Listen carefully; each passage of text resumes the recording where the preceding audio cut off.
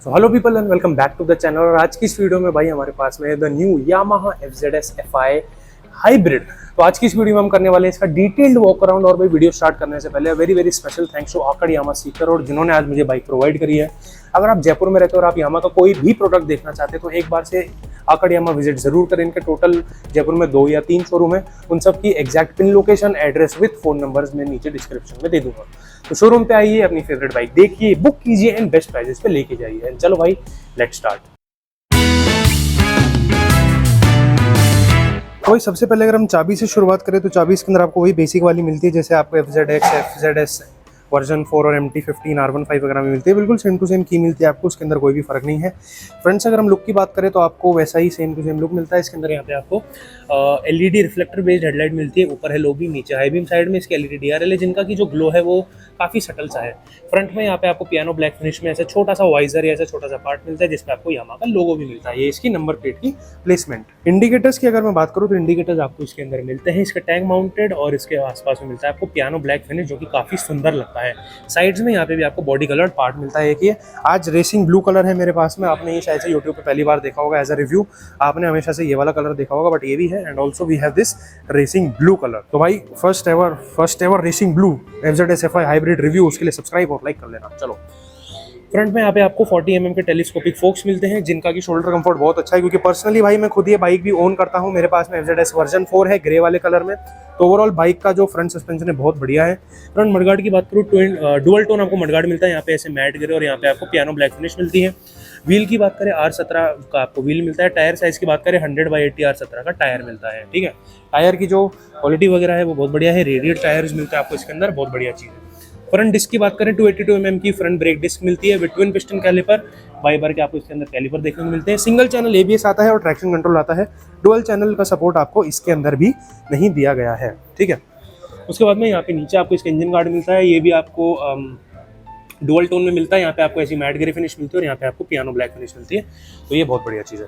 Tank की अगर हम ओवरऑल बात करें तो ओवरऑल लुक देखा जाए टैंक का वो आपको वर्जन 4 से काफ़ी सिमिलर लगेगा। बस जो थोड़ा सा फर्क है वो है इसकी स्टिकरिंग में। आपको ये जो स्टिकरिंग है आपको यहाँ से इधर तक जाती है एंड देन ये यहाँ पे आगे कंटिन्यू होती है। यहाँ पे भी आपको बॉडी कलर्ड पार्ट मिलता है। और इसका जो टैंक है कुछ ऐसा लगता है, काफ़ी ज़्यादा ब्रॉड है, काफ़ी बल्कि लुक देता है एक बाइक को। तो वो बहुत अच्छी चीज़ है। मुझे पर्सनली बल्कि लुक्स अच्छी लगती है क्योंकि मेरा बॉडी वेट आप देखोगे तो थोड़ा हैवियर साइड पे।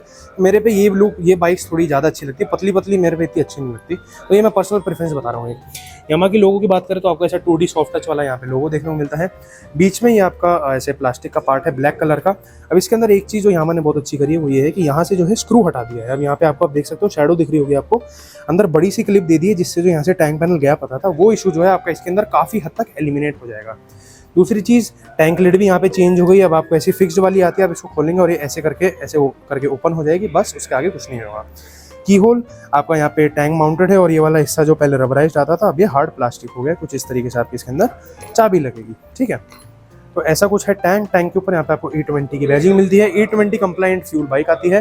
ब्लू कोर हाइब्रिड टेक्नोलॉजी है। तो भाई अब इसकी बात हुई है तो इंजन की बात कर ही लेते हैं। तो अब अगर हम इंजन की बात करें तो इसके अंदर आपको 149 सीसी का एयर कूल्ड इंजन मिलता है जो कि 12.3 bhp की power and 13.2 Nm torque generate करता है। और इसके अंदर आपको हाइब्रिड टेक्नोलॉजी मिलती है, यानी कि इसके अंदर आपको अंदर एक इलेक्ट्रिक मोटर मिलती है जो कि आपकी बाइक की बैटरी के साथ में चलेगी।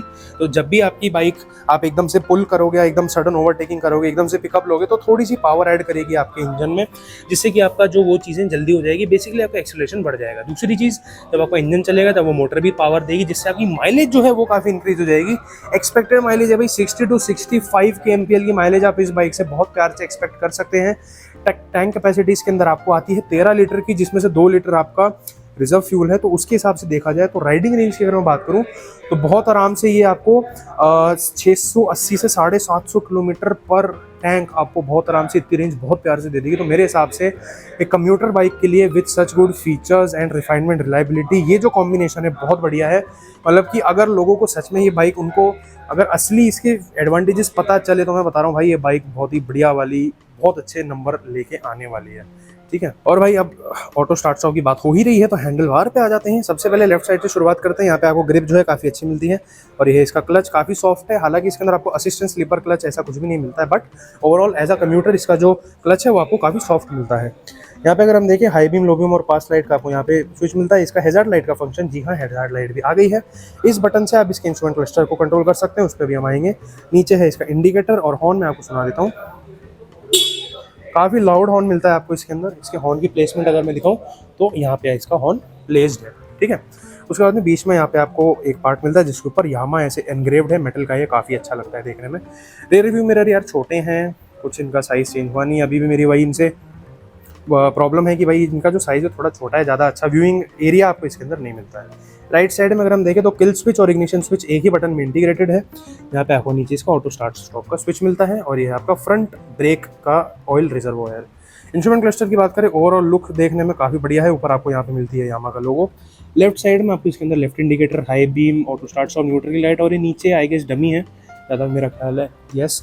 और राइट साइड में यहाँ पे आपको right indicator, engine check light और एबीएस की लाइट देखने को मिलती है। ओवरऑल इंस्ट्रूमेंट क्लस्टर की साइज़ की बात करूँ तो शायद कुछ 3.1 3.2 इंचेस की स्क्रीन मिलती है। और इसको ऑन करते हैं तो कुछ इस टाइप की एनिमेशन आती है, यामा लिखा आता है और उसके बाद में कुछ ऐसा आता है। तो ओवरऑल अगर आप लुक्स देखोगे काफ़ी बढ़िया लगते हैं। ऊपर यहाँ पे आपको मिलता है टाइम, यहाँ पे आपकी वाई कनेक्ट ऐप्स के आइकन आते हैं। This is your RPM meter, speedometer, fuel gauge, आपका फ्यूल इंडिकेटर, फ्यूल गेज, ये आपका गेयर पोजीशन इंडिकेटर। तो भाई फाइनली अब इसके अंदर यामा ने हमें गेयर पोजीशन इंडिकेटर दे दिया है।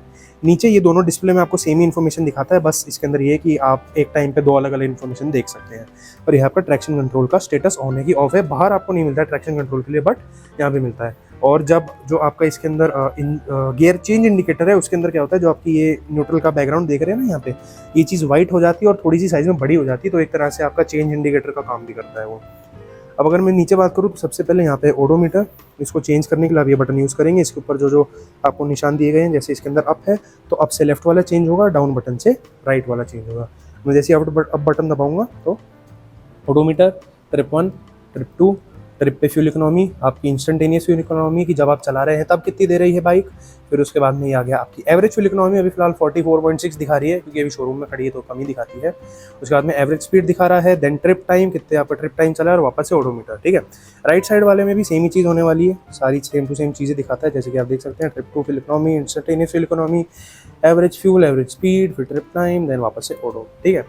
अब इसका जो थीम है वो आप चेंज कर सकते हैं। अगर आप इस वाले बटन को लॉन्ग प्रेस करके रखोगे तो इसका जो थीम है वो चेंज हो जाएगा। थोड़ा सिंपलिस्टिक थीम है, ठीक है, बट मुझे पर्सनली जो है ये वाला ज़्यादा बेटर लगता है। अब इसकी सेटिंग्स में चलते हैं। सेटिंग्स में चलने के लिए ये वाला बटन दबाना है हमें, तो हम इसकी सेटिंग्स में चले जाएंगे। यहाँ पे दिखाएगा आपको इसका म्यूजिक, इसके अंदर आप इसकी वॉल्यूम, आगे पीछे, प्ले पॉज, ये सारी चीज़ें कर सकते हो, ठीक है। और ये सारी चीज़ें तब होगी जब आप ऐप से कनेक्टेड होगे। फिर नेविगेशन, इसके अंदर आपको सारे इसके लेफ्ट राइट टर्न वगैरह वो सारी चीज़ें दिखाएगा। नोटिफिकेशन ये भी तब दिखाएगा when you are connected to the app. Weather भी तभी दिखाएगा। एंड सेटिंग में अगर हम जाएँ तो इसके अंदर आपकी बाइक की और इसके इंस्ट्रूमेंट क्लस्टर की सेटिंग है। ट्रैक्शन कंट्रोल का अगर आप इसको ऑफ कर दोगे तो यहाँ पे ऑरेंज कलर की इंडिकेशन आएगी और जब ये ऑन होगा तो ये वाइट रहेगा। शिफ्ट इंडिकेटर की बात करूँ तो इसके अंदर फ़र्क होता है। शिफ्ट इंडिकेटर आपको ऑन रखना है या फिर ऑटो रखना है, वो आप कर सकते हैं। दूसरी चीज़ रेव सेटिंग्स, आपको कितने 1000 आरपीएम पे शिफ्ट इंडिकेटर दिखे वो भी यहाँ से इजीली सेट कर सकते हो, ठीक है। ये वाले बटन्स दबा के आप इसको ऊपर नीचे कर सकते हैं आपकी मर्जी से, ओके। उसके बाद में नीचे थीम सिलेक्ट अगर हम करें तो इसके अंदर थीम 1, थीम 2 मैंने आपको अभी दिखाई दिया। जो इसको लॉन्ग प्रेस करके होता है वही चीज़ आप यहाँ से भी सेट कर सकते हैं। डिस्प्ले सेटिंग में फ़र्क है डे एंड नाइट का। जब आप नाइट पे सेट रहोगे तो जो आपका ये पीछे बैकग्राउंड आप देख रहे हैं ये वाला पार्ट ये ब्लैक रहेगा, ठीक है। बट जब आप इसके डिस्प्ले सेटिंग में जाके इसको डे कर दोगे तो क्या होगा कि भाई जो आपका ये पीछे वाला है ये वाइट हो जाएगा। तो ये एक छोटा सा इसके अंदर आपको फीचर मिलता है जो कि मेरे हिसाब से काफ़ी बढ़िया है, काफ़ी मतलब सही फीचर मिलता है, ठीक है। उसके बाद में हम क्लॉक पे आते हैं। क्लॉक पे आप ऐसे करके टाइम सेट कर सकते हो, manual adjustment, it is your wish. अभी हालांकि इसमें टाइम गलत है, अभी फिलहाल 1:07 हो रहे हैं। तो एक बार मैं आपको सेट करके दिखाता हूँ। आप इस बटन से दबाओगे ये देखो ये चेंज हो जाएगा। इस वाले इससे चेंज करोगे तो अभी 1 हो गया और 7 या 8 कुछ मिनट हो रहे हैं। तो मैं इसको यहाँ से एडजस्ट कर देता हूँ। आपको दबा के रखना पड़ेगा, ऐसा नहीं आप लॉन्ग प्रेस करोगे तो एकदम खट खट खट खट करके चेंज हो जाएगा, वो चीज़ नहीं होगी इसके साथ में, ठीक है। तो 1:07 पे सेट कर देते हैं और फिर ये वाला स्विच दबाएंगे तो और यहाँ पे इसको कर देंगे ओके। तो आप देख सकते हैं हमारा टाइम यहाँ पे चेंज हो गया है, एज यू कैन सी, ठीक है। यूनिट की बात करें यहाँ पे तो आप चेंज कर सकते हो, आपको किलोमीटर रखना है या माइल रखना है वो आपकी मर्जी। वैसे इंडिया में किलोमीटर ही चलता है। तो फ्यूल में आपको कैसे देखना है, आपको प्रॉपर वो देखना है कि भाई 40 का माइलेज दे रही है, 45 का दे रही है, तो फर्स्ट पे सेटिंग पे रखिए। और अगर आपको ऐसा देखना है कि 2.5 लीटर 100 किलोमीटर में पी रही है तो वो चीज़ आप यहाँ से देख सकते हैं। मतलब मतलब 100 किलो 2 लीटर में 100 किलोमीटर चलती है, वो वाली सीन आप यहाँ से कर सकते हैं। जो 2 पॉइंट वाला इंडिकेशन आता है वो चीज़, ठीक है। तो टेम्परेचर आपको केल्विन में देखना है, फ़ारेनहाइट में देखना है, वो भी आप यहाँ पे सेट कर सकते हैं। हालांकि ये तो मेरे ख्याल से कुछ है नहीं, ऐसा फर्क नहीं पड़ता, ठीक है। उसके बाद में इन्फॉर्मेशन रीसेट, इसके अंदर आपको कुछ नहीं करना, ये सब जो आपका सर्विस सेंटर है वो सारी चीज़ें देखेगा, तो इसके अंदर आपको कुछ करने की जरूरत नहीं है। तो ओवरऑल देखा जाए तो भाई काफ़ी फीचर ओरिएंटेड इंस्ट्रूमेंट क्लस्टर आपको मिलता है, बहुत ही बढ़िया इंस्ट्रूमेंट क्लस्टर है, तो मेरे हिसाब से बहुत तगड़ी चीज़ है। और यहाँ पे आपको लो फ्यूल की वार्निंग इसके अंदर ऊपर मिलती है, ठीक है। चलो भाई अब आते हैं इसकी सीट पे। सीट इसके अंदर आपको वही सेम टू सेम मिलती है, काफ़ी अच्छी है, cushioning is also quite decent. मैं ये कहूँगा कि जो आपको सीट कवर मिलेगा यहाँ से, उसके नीचे आप अगर एक फोम की लेयर थोड़ी सिलवा लोगे तो वो आपको और बेटर कंफर्ट यहाँ पे प्रोवाइड करेगा। साइड्स की बात करें, यहाँ पे आपको बॉडी कलर्ड ये चीज़ मिलती है, फिर आपका ब्लैक प्लास्टिक, और यहाँ पे आपको पियानो ब्लैक फिनिश मिलती है। यार यहाँ पे पता है ये नहीं देनी चाहिए, क्योंकि जो पैंट है ना इसका साइड वाला हिस्सा यहाँ पे घिसता है तो थोड़े स्क्रैचेज आ सकते हैं, तो उस मामले में आपको थोड़ी सी दिक्कत हो सकती है, तो इसके ऊपर आप PPF करा लोगे तो बेटर रहेगा। फिर यहाँ पे पीछे से प्लास्टिक वाला पार्ट यहाँ तक एक्सटेंड होता है, थोड़ा सा यहाँ पे आपको ऐसा टेक्सचर्ड फिनिश मिलता है जो कि थोड़ा एक अच्छा लुक देता है। फिर यहाँ पे पीछे आपको वही पियानो ब्लैक फिनिश देखने को मिलती है। नीचे यहाँ पे पेडल की बात करें, यह आपका राइडर का फुट पैक, पिलियन का फुट पैक, और ये आपका गियर पेडल। इसके अंदर 5 स्पीड गियर बॉक्स आता है, एक नीचे 4 ऊपर। साइड में side stand cut off switch आता है, जब आपकी बाइक गियर में होगी और अगर आप क्लच छोड़ेंगे तो गाड़ी बंद हो जाएगी।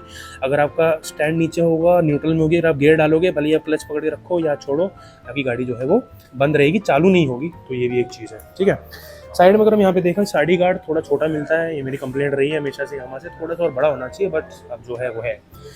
चेन सिस्टम की बात करें, ओपन चेन सिस्टम मिलता है। बाकी ओवरऑल देखा जाए कवरिंग आपको अच्छी मिलती है, ऊपर से भी कवरिंग अच्छी है, नीचे से भी जो इसकी कवरिंग है वो आपको काफ़ी बढ़िया देखने को मिलती है। ग्रैब रेल देखा जाए काफ़ी भारी है, काफ़ी स्टर्डी सा लगता है, बहुत हेवी ग्रैब रेल लगता है, जो कि मेरे को पर्सनली बहुत पसंद है। रियर टेल लाइट की बात करें, LED टेल लाइट मिलती है, LED टर्न इंडिकेटर्स मिलते हैं, या आपके नंबर प्लेट की placement, side reflectors, rear reflectors. और इसके अंदर नंबर प्लेट के नीचे लाइट है वो आपको अब LED हो गई है, पहले हेलोजन आती थी, अब ये LED हो गई है। रियर टायर हगर की बात करें तो काफ़ी बढ़िया है, आपको ऐसे मीडियम सी लेंथ और काफ़ी ब्रॉड मिलता है, जिससे कि जो इसकी ब्रॉडनेस है वो काफ़ी अच्छी होती है। पीछे से भी जो आपकी बाइक है काफ़ी बल्कि लगती है देखने में, जैसे मैं आपको दिखाता हूँ, पीछे से आप देख सकते हैं जो अपनी बाइक है वो काफ़ी बल्कि लगती है देखने में, तो ये जो है काफ़ी अच्छे से कैरेक्टर को एक एडिशन देता है। इंडिकेटर्स की मैं बात करूँ तो रियर इंडिकेटर्स कुछ ऐसे लगते हैं इसके देखने में, और फ्रंट इंडिकेटर्स जो है वो जब ऑन होते हैं तो कुछ इस तरीके की लुक आती है, तो काफ़ी सुंदर लगती है बाइक। अभी इसको बंद कर देते हैं, इसकी बैटरी डाउन हो जाएगी नहीं तो शोरूम में खड़े खड़े, ठीक है। रियर व्हील की अगर हम बात करें तो 17 इंचेस का अलॉय आता है। टायर प्रोफाइल की बात करूँ तो 140/60 R17 का आपको इसके अंदर टायर मिलता है। रेडियल टायर्स आते हैं और ये मेरे ख्याल से सिटी टर्रेन टायर्स हैं, तो ओवरऑल जो टायर की क्वालिटी है वो भी काफ़ी बढ़िया है। ब्रेक्स की बात करूँ 220 mm का डिस्क आता है पीछे with single piston calliper. Dual channel EBS नहीं है, वो जो आप रिंग देख रहे हैं ये वाली, that is traction control ring, ठीक है। उसके अलावा और कुछ नहीं है वो। डुअल चैनल ABS अगर आपको कोई बोले तो भाई नहीं है इसके अंदर। सेम चीज़ यहाँ पे पियानो ब्लैक फिनिश, सेम वही टेक्सचर, बिल्कुल सेम टू सेम जैसे आपको लेफ्ट साइड में मिलता है। ये आपका पिलियन का फुट पैक और ये आपका जो आपका ऑयल रियर ब्रेक ऑयल का रिजर्वोयर है वो है। भाई इसकी प्लेसमेंट अभी भी चेंज नहीं करी है मैंने, ये अगर यहाँ पे होता ना तो थोड़ा सा बेटर रहता, क्योंकि इधर क्या है वो पैर वैर पड़ता रहता है। हालांकि लोग बोलते नहीं पड़ता भाई मेरा पर, लेकिन खुद पड़ा था इसलिए मैंने इसके ऊपर गार्ड लगाया था। तो इसके ऊपर आप गार्ड लगा लोगे तो बेटर रहेगा, टूटेगा नहीं है कभी, ठीक है। फिर ये है इसका साइलेंसर, ये भी बिल्कुल सेम जैसे पहले आता था, बिल्कुल सेम है। डिज़ाइन वाइज भी कोई आपको चेंजेस नहीं है। एग्जॉस्ट नोट में आपको भी सुना देता हूँ।